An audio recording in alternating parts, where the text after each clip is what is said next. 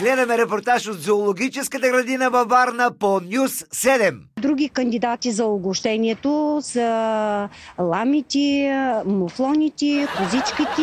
Зоек, сигурен съм, че овците, кравите и биволите също ни биха отказали едно добро придъвкване. Както и репортерите от Бините 2, които ни предлагат репортаж на същата тема, само ден по-късно.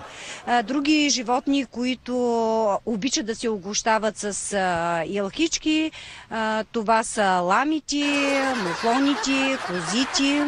Като става дума за угощение, кандидати много. Я ги викни да свършат някоя работа, тогава да видим. Няма и да ги видиш. Се изпокрият като маймуници. Също имам елхички и при маймуните. Те обичат да се крият вътре. Зоек, след тези репортажи реших още следващия уикенд да заведа детето в зоопарка да види маймуници. Ама задължително го заведе и не само маймуници. Нека да види ламите, муфлоните, козичките.